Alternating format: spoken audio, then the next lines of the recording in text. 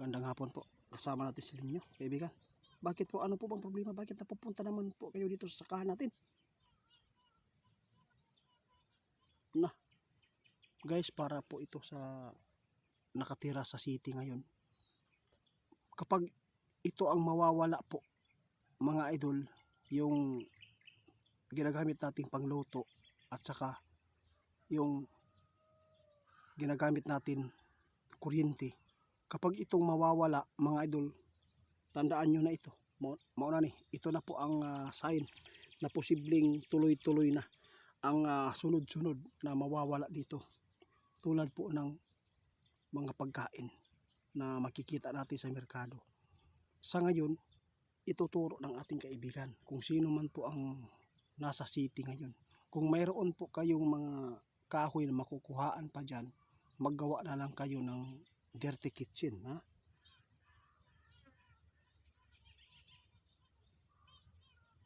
Oo nga, totoo yan. Guys, sabi ng ating kaibigan, mas maganda daw kung sino man ang makapanood, ha? Kung mayroon kayong mabibilhan na mga kahoy dyan sa sentro ng city, mas maganda daw maggawa na lang kayo agad ng dirty kitchen. Huwag na natin hintayin. Kung baka po gumagamit kayo ng mga kuryenteng lutuan o gasol, no? Butin, mas maayo pa mga idol, maghimo na lang mo daan para dili mo kuan na magkumpiyansa. Mauni karon ang babala ng ating kaibigan na Linyo. Dahil sa nakikita nila, kung mayroon pong mangyayari na ganyan pong mga sign, ibig sabihin nito mga idol, posibleng hindi na maganda ang takbo ng ating mundo.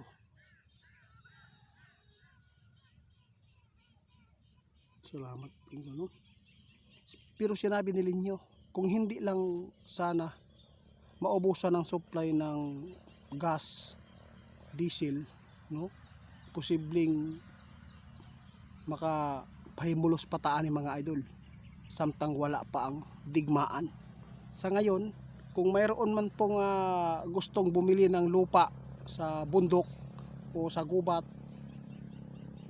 tulad dito, alam po, nakikita po ba ninyo ang mga video ni Soto TV, mga idol? Pwede kayo doon sa mga katutubo, pwede kayo doon bumili ng lupa kahit matitirikan lang ninyo. Kasi nakita natin ang mga video ni yung tao na yan, ay grabe po ang ganda, safety din po ang nakikita ko doon mga idol.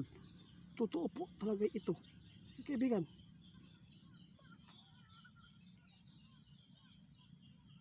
Oo nga, ginawa ni kaibigan ito na tingnan ang mangyayari. Kaya kung hindi kayo lilikas dyan sa sentro, kung talagang mawawala ang supply ng mga kinakailanganin po natin sa bahay, mas maganda maggawa na lang kayo agad ng dirty kitchen at maghukay ng tubig.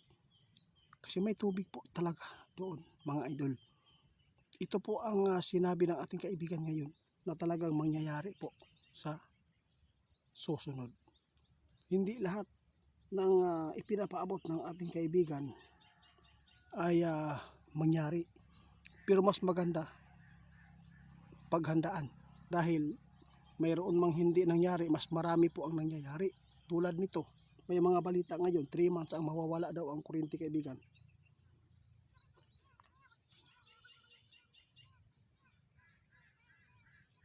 Oo nga guys, kung sino man po ang gusto pang makasurvive, alam po ninyo, ang taga-bundok tulad po namin dito, hindi kami takot sa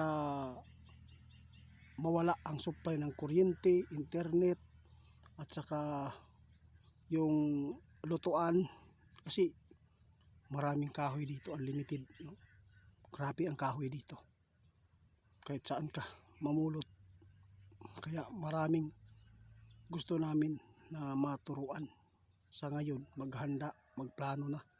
Kung sakali man lusubin po ang Manila, kasi una po kayo doon, at least mayroon kayong matatakbuhan pa. Kaya ipinapaabot ko itong vlogger na to, na maganda talaga na pumunta doon sa katutubo dahil napaka ganda ang lugar. Yun po ang nakita ng ating mga kaibigan. Kaya sa lahat po ng makapanood sa amin, paki-share na lang guys. Gusto lang namin na makapaghanda tayong lahat. Dahil sa balita ngayon, 23 days na lang daw, mawawala na daw ang supply ng ginagamit natin na gasol, presigas, butin. Kung mawawala ang kuryente, yung mga umaasa sa kuryente na mga lutuan, paano kayo maghanap ng pamamaraan? Kaya itinuturo namin na kailangan na maggawa na lang ng dirty kitchen. Kung mayroon mga kahoy na mabibilhan dyan, kung wala talaga, yun po ang advice namin, na mas maganda kumuha kayo ng lupa sa bundok, o katulad dito sa amin, sobrang napakasip po dito mga idol, dahil kapag nawalan talaga ng supply ng kuryente, kapag mayroon tayong kaya na bumili ng solar na maliliit, at least na may pang ilaw tayo, lahat mag-imbak tayo, mag-imbak. Yun po ang sabi ng ating kaibigan. Silin nyo po, walang tigil po ang kanyang pagbibigay paalala sa inyo, dahil nakita po talaga nila ang epekto ng digmaan.